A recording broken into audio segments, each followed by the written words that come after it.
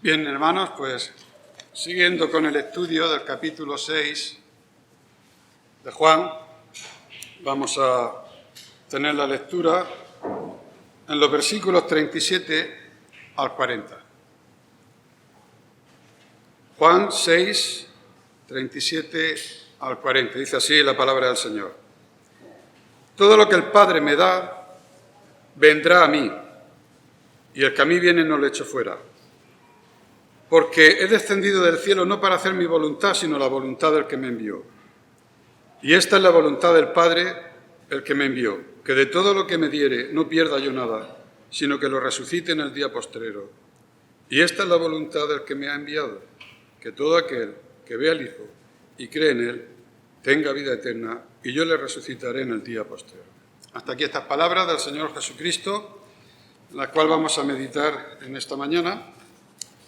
Y en primera lectura son textos que yo he utilizado muchas veces y he oído en la predicación para alcanzar a las almas, porque es el llamamiento que hace todo el que a mí viene, no le echo fuera, y eso lo he escuchado muchas veces en palabras de los predicadores, de mi padre, de otros siervos de Dios, hablando de la salvación extendida para todos aquellos que quieran acercarse. También veo la unión entre Padre, Hijo, en cooperación con lo que es la salvación. También veo el sacrificio tan grande del Señor Jesucristo. He venido a obedecer al Padre, entregar mi vida para salvaros a vosotros. Y también, ligado a esto, siempre he percibido las palabras de seguridad que Él dice que yo lo guardaré hasta el final, el que a mí viene no lo echo fuera.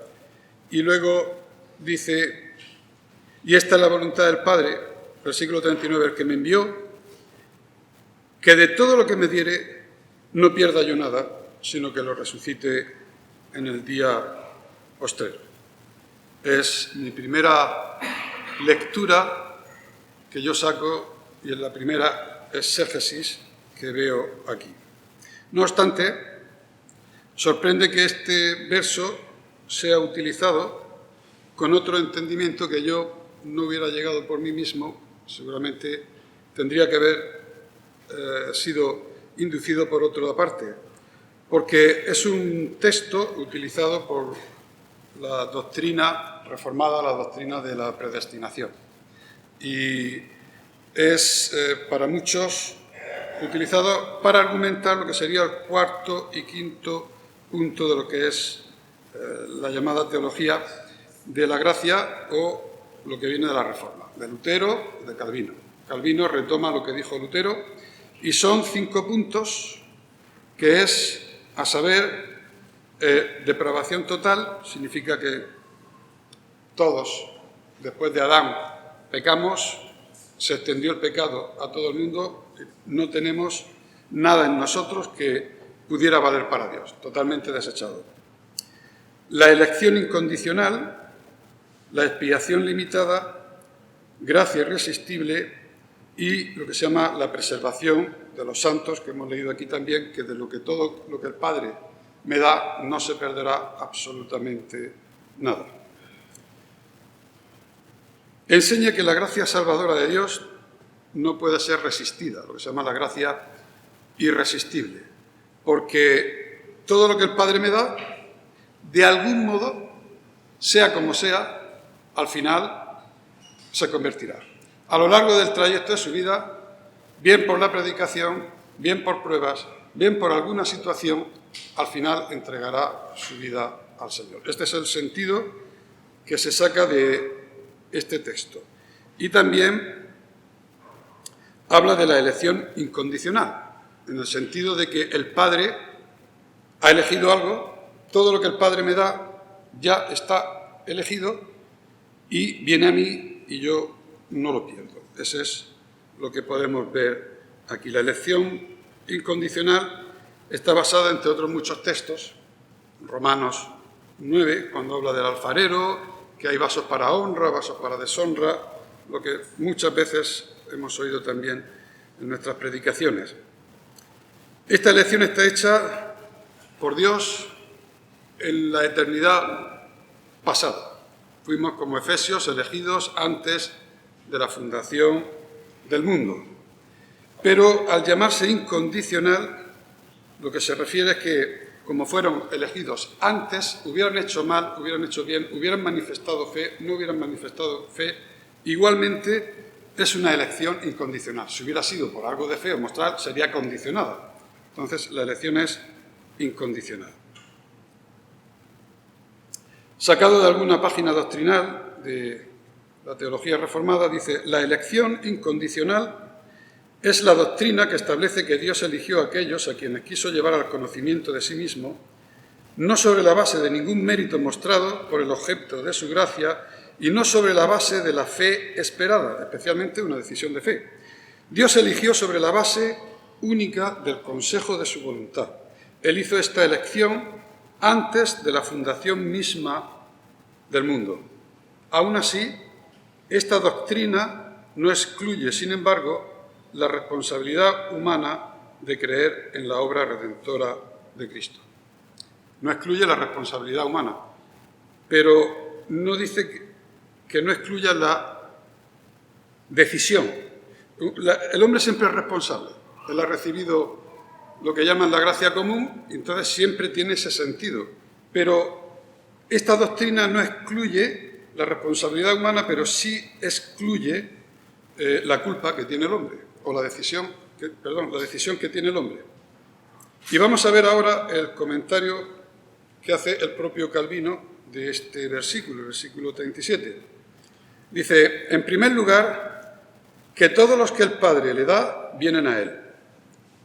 ¿Con qué palabras quiere decir que la fe no es una cosa que dependa de la voluntad de los hombres, de modo que este hombre y ese hombre creen indiscriminadamente y al azar, sino que Dios elige a quienes entrega, por así decirlo, a su Hijo?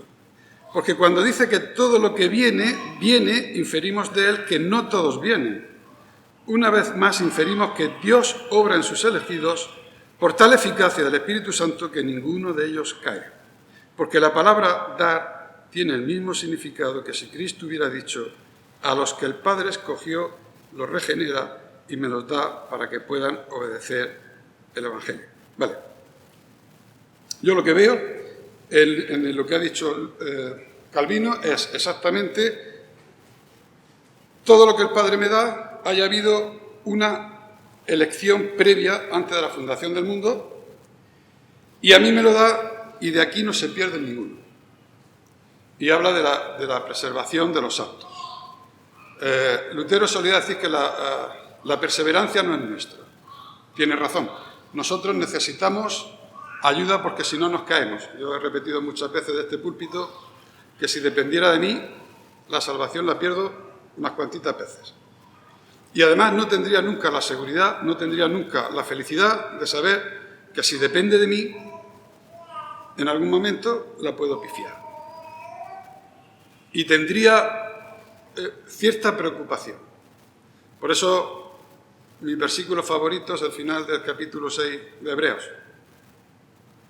Cuando él pone juramento y dice que la discusión de todo hombre es un juramento, ¿no? Pues yo también establezco un juramento, ¿no? Y dice que estamos firmes y seguros y que Dios es inmutable en su consejo, no va a cambiar nunca. Me gustan esas palabras. Me gusta lo de la perseverancia de los santos. Llegado a este punto es obvio que hay una preselección, escogidos y están destinados a una salvación en Cristo que no se va a perder ninguna, y asimismo se confirma en el versículo 44 que hay más adelante, que dice: ninguno puede venir a mí si el Padre que me envió no le trajere, y yo le resucitaré en el día postrero. Es decir, nadie puede venir a mí si no es dado por el Padre. Yo estoy de acuerdo. Yo siempre así lo he entendido. El Padre nos compró con la sangre de su Hijo Jesucristo, nos selló, como decía aquí el texto de Calvino. Dios obra en sus elegidos por tal eficacia del Espíritu Santo que ninguno de ellos cae. Estamos sellados por el Espíritu Santo. Somos de su redil, inconfundible. Tened en cuenta que estos versículos, previamente también se habló de las ovejas, el buen pastor y el Señor Jesucristo, ninguna de las ovejas la arrebatarán de mi mano. Parece que habla con el sentido ese de redil, ovejas, y se lo da al pastor. Y al hijo le entrega y dice, no pierdas ninguna de ellas. Y efectivamente no perderá ninguna de ellas. Yo veo la cooperación de uno y de otro. Veo que están involucrados los tres en la salvación. Y creo haber dicho algunas veces que en la salvación, en la Trinidad, cooperan los tres juntos. Padre, que queda como juez, santo. El Hijo carga nuestro pecado, representa toda nuestra maldad. Alguien tenía como hombre que morir en la cruz. Fue el Verbo que se encarnó. Y el Espíritu Santo, sin la acción del Espíritu Santo, nosotros estamos muertos, no somos capaces de sentir, y si el Espíritu no nos toca, no hay nada que hacer. Un muerto ni siquiera pide ayuda. Más tarde encontré una lectura en Orígenes que, hombre, yo me había hecho así este presupuesto teológico de alguna manera por lo que yo he entendido. Y me agradó bastante cuando leí de Orígenes decir, de todos modos parece apropiado inquirir cuál es la razón por la cual quien es regenerado por Dios para salvación tiene que ver tanto con el Padre y el Hijo como el Espíritu Santo y no obtiene la salvación sino con la cooperación de toda la Trinidad. Y por qué es imposible tener parte con el Padre y el Hijo sin el Espíritu Santo. Esto está sacado de la obra de los Principios, volumen 1, el capítulo 3, versos 4 y 5. Yo veo aquí ese trabajo entre el Padre, el Hijo, y está claro que nadie puede venir a Cristo si no es entregado por el Padre. Clarísimo. Pero es que tampoco nadie puede ir al Padre si no es a través de Cristo. Juan 14, 6. Es decir, en un sentido y en otro, no en única dirección. Entendemos que es la cooperación entre los dos en un plan perfecto para la salvación. Hasta aquí de acuerdo. Lo que no comparto es la interpretación que le da a este versículo, el comentario, por ejemplo, de Calvino. Tampoco el del versículo 44, ninguno puede venir a mí si el Padre que me envió no lo trajese. Y el 65 también más adelante que dice lo mismo. Por eso he dicho que ninguno puede venir a mí si no le fuere dado del Padre. Lo que él llama la gracia irresistible. Es decir, una vez elegido, siempre llegará hasta el final porque la perseverancia es de Dios. Si el Padre te lo da, no hay nada que impida la salvación. Se convertirá sí o sí. Y para eso se utiliza la locura de la predicación y las circunstancias de la vida. Cualquier método, pero al final esta persona llegará a Cristo. ¿En qué no estoy de acuerdo? Pues como siempre en estos casos, en la interpretación y en las premisas, que es donde aquí suele haber discusiones teológicas. Y los razonamientos, la premisa es lo que diríamos nosotros que es la base que sienta lo que después va a regir todo el razonamiento posterior. En este caso sería la gracia limitada. No comparto la premisa de que el todo del capítulo 37, todo lo que el Padre me da, sea esa selección.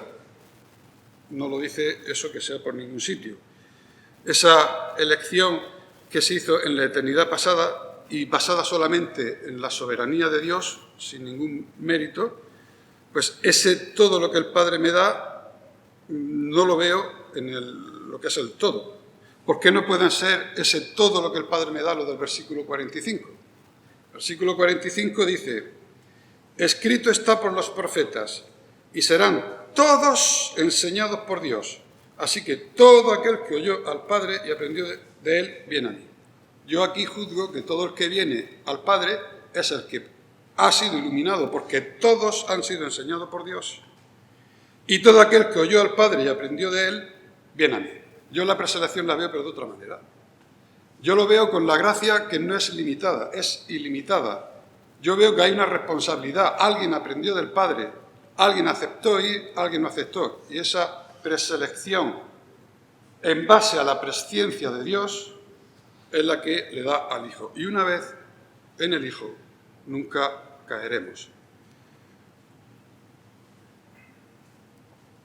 El Padre eligió siempre en base a la fe, incluso en base a lo que tú pudieras decir.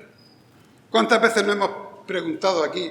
Bueno, todos tienen que ser salvos a través de Cristo. ¿Y qué pasa en el Aucas, en el Amazonas con los Aucas?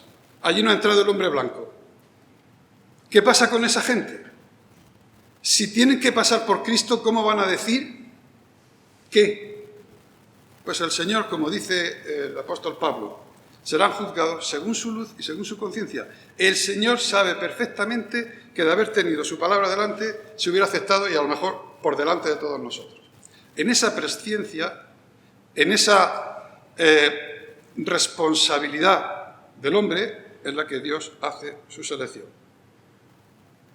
Todos fueron enseñados por Dios. La palabra de Dios dice, aquella luz verdadera que alumbra a todo hombre, venía a este mundo. Y dice, a todo hombre. Pero los hombres amaron más las tinieblas que la luz.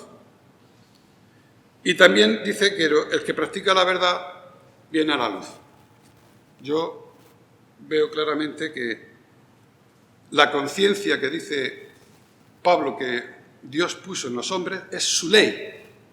Si no tienes el Evangelio, si nadie te ha hablado, tu conciencia, que es dada por Dios, es ley.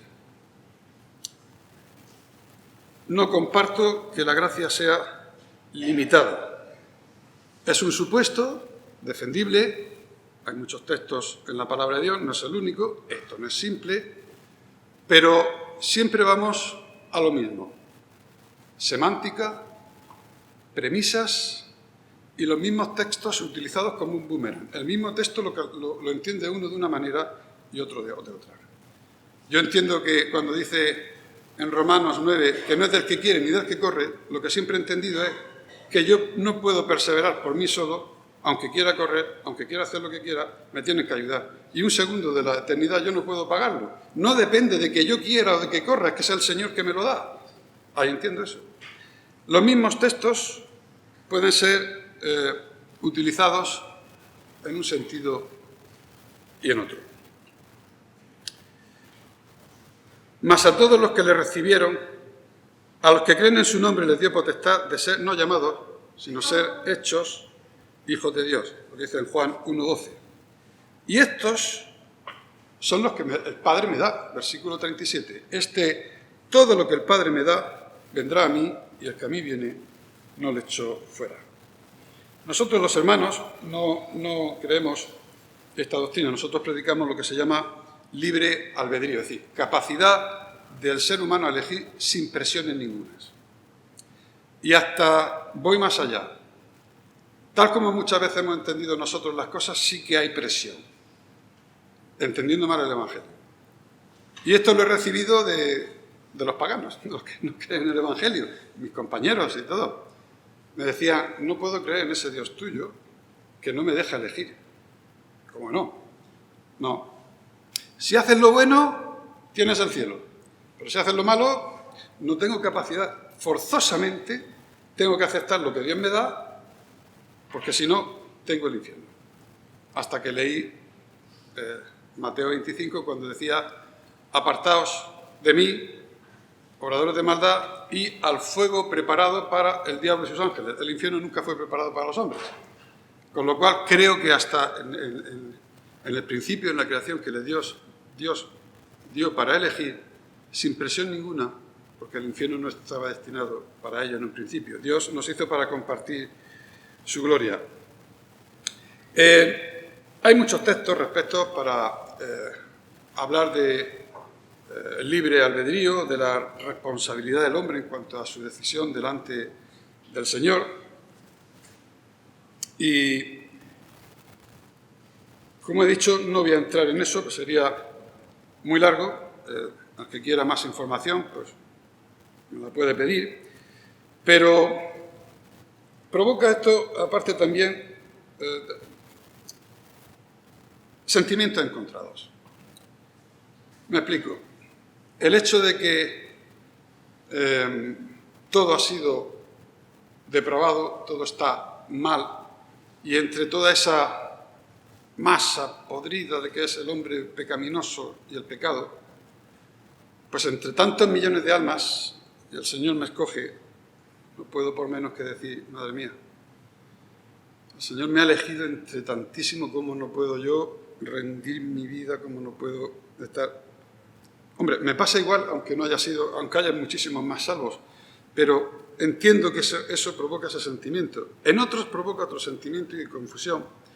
En decir, bueno, yo he querido una cosa y ahora la palabra de Dios se tambalea delante de mí porque resulta que puedo ser de los elegidos o no. Y no tengo mucha seguridad. Esto que yo hablo no me ha pasado a mí, le pasó al mismo Lutero. O sea, Lutero, él hereda la doctrina de la preselección y él dice, ya al final de su vida no pudo menos que lamentar, que decir, esa fe, porque así lo creía, es decir, es algo bíblico que se choca y tú tienes que buscar cómo combina esto de los textos que son difíciles, cómo lo hago. Unos optan por una cosa, otros optan por la otra, algunos han tratado de mediar por medio cuando algunas veces se excluyen mutuamente. Entonces, sabemos que el significado tiene que ser uno, porque Dios no puede contradecirse. Y él decía, esa fe, la del grado más alto, creer que Él es misericordioso, el mismo que salva a tan pocos y condena a tantos, creer que Él es justo, el que según su propia voluntad nos dispone sin remedio a la condenación. Es decir, es una lucha interna que tenía este hombre. Y predicaba lo que se predica, la doctrina de la Reforma, de la de Calvino. Pero Spurgeon también, que pedía que las almas dieran un paso hacia adelante, de predicar tanto, pues algo no les chocaba. Y al final también tuvo sus dudas. Es decir, esto no es nuevo. Cuando tengo duda de esto, y la he tenido muchas veces con respecto a los textos, al significado de lo que dice, sabéis que he estado, si no lo sabéis lo digo, 3 años estudiando, imbuido en la teología de los testigos de Jehová. No le faltan argumentos, no le faltan apoyos escriturales en griego, no le falta muchas cosas, y pasé muchas noches cavilando. Y cuando te trastocan la palabra de Dios, que aquí quiere decir esto, que aquí ya quiere decir otro, y estás aquí y allá, me metía en foros, bum, bam, bum, bum, bum, bam, quien me agarré como una tabla de salvación fueron los padres. Los padres de la Iglesia, aquellos que en el siglo II empezaron a hacer apologética, en el siglo I no, porque en realidad lo que querían era predicar el Evangelio, era su máxima obra, lo que tenían que hacer.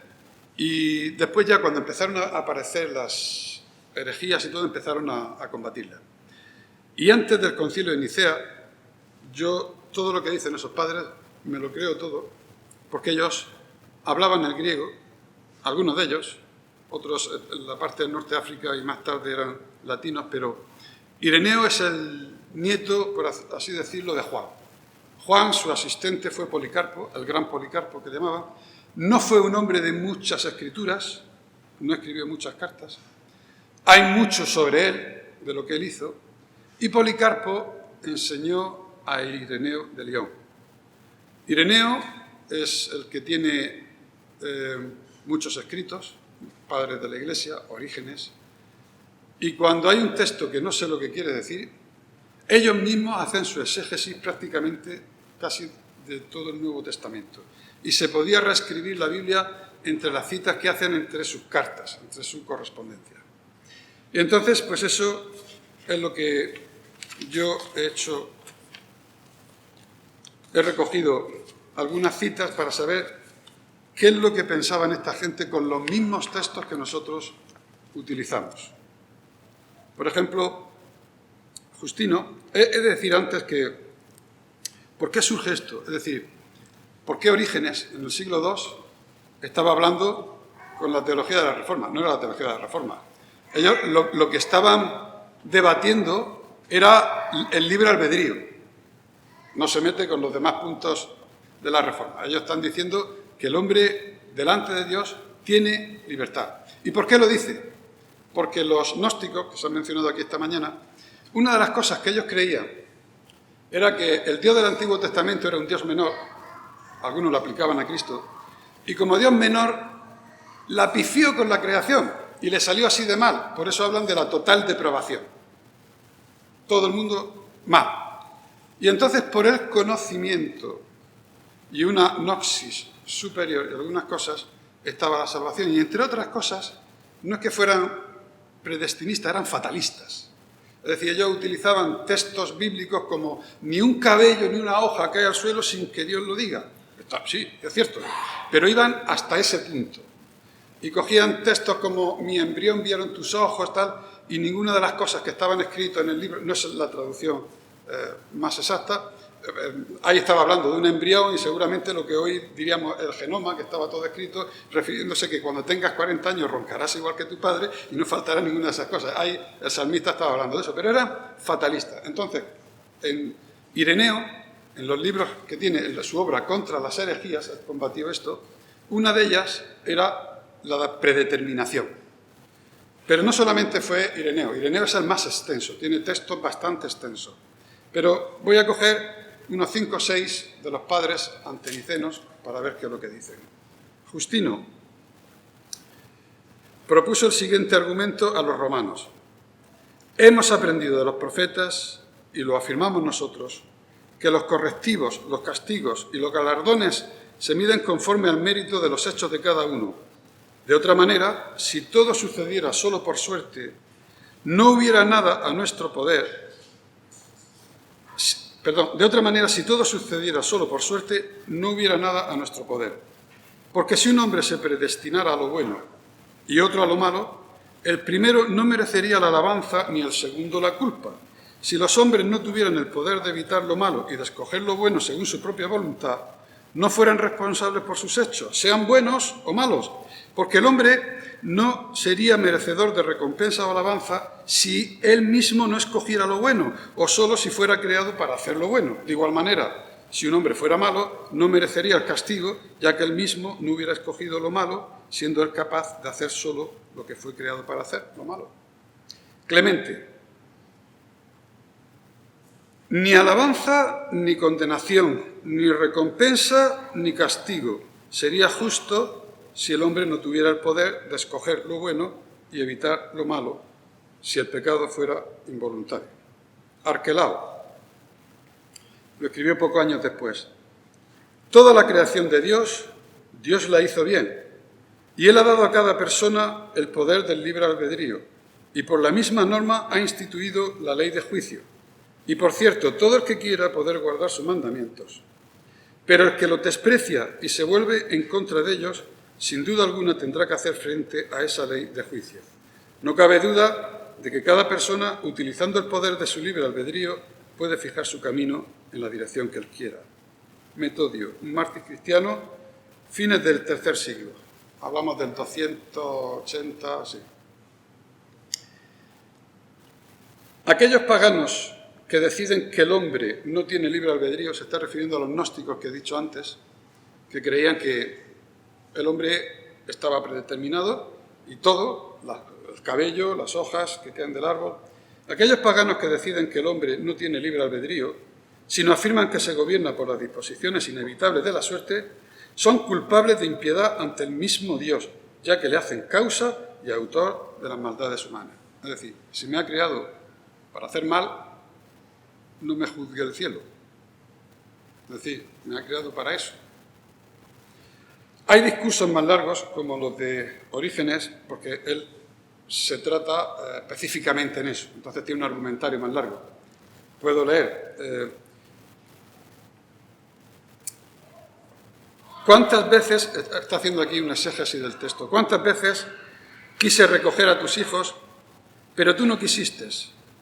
Bien descubrió la antigua ley de la libertad humana, pues Dios hizo libre al hombre, el cual, así como desde el principio tuvo alma, también gozó de libertad, a fin de que libremente pudiese escoger la palabra de Dios sin que éste lo forzase. Dios, en efecto, jamás se impone a la fuerza, pues en él siempre está presente el buen consejo. Por eso concede el buen consejo a todos, tanto a los seres humanos como a los ángeles, otorgó el poder de elegir, pues también los ángeles usan su razón, a fin de que quienes le obedecen conserven para siempre este bien como un don de Dios que ellos custodian.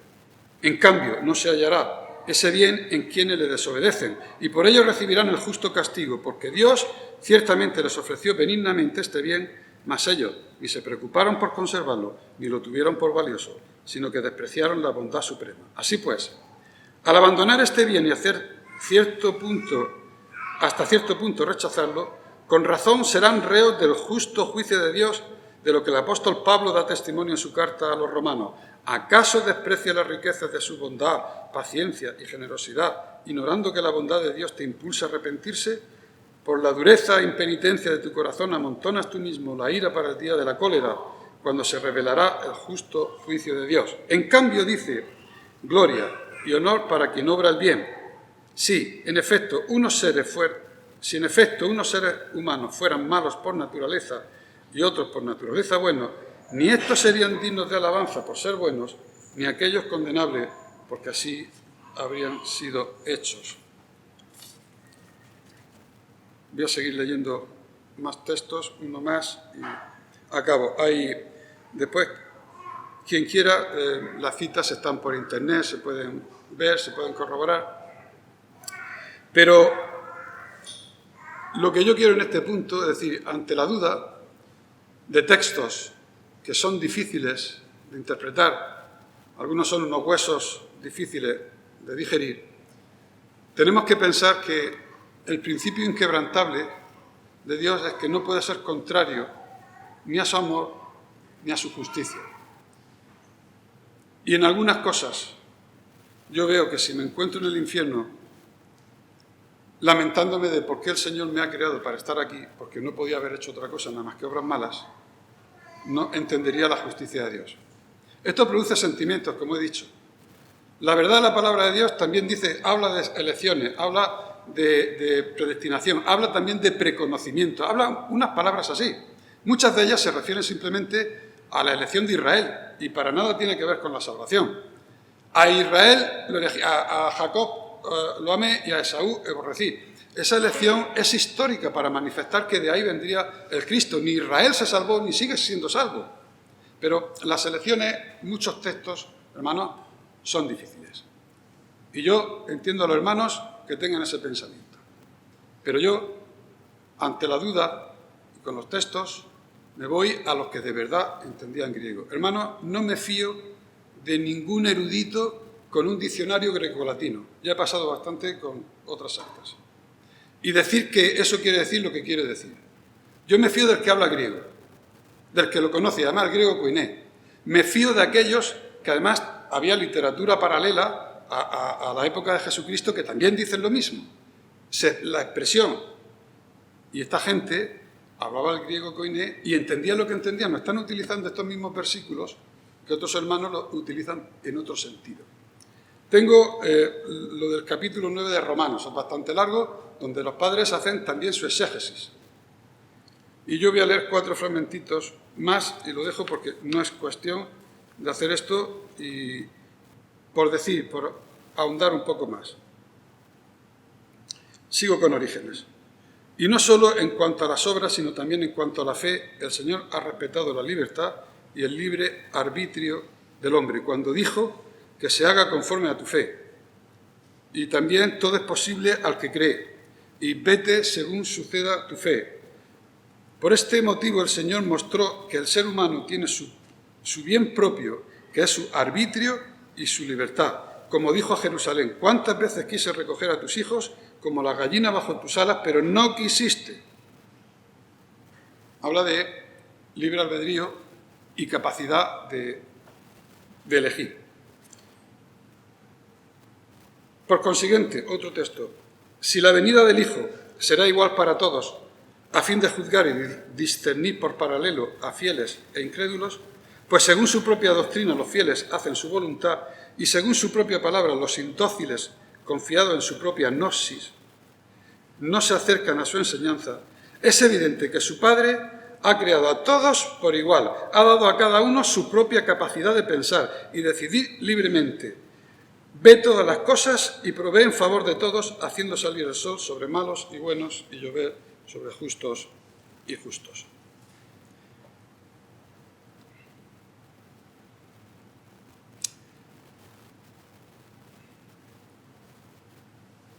En cambio, según su misma palabra, a todos aquellos que se separan de Él, los condena a la separación que ellos mismos han elegido. La separación de Dios es cosas, malogrados todos los bienes. Viven en el castigo. No que Dios por sí mismo haya planeado castigarlos, sino que a ellos se les echa encima el sufrimiento de haberse separado por sí mismos de todos los bienes. Bueno, esto es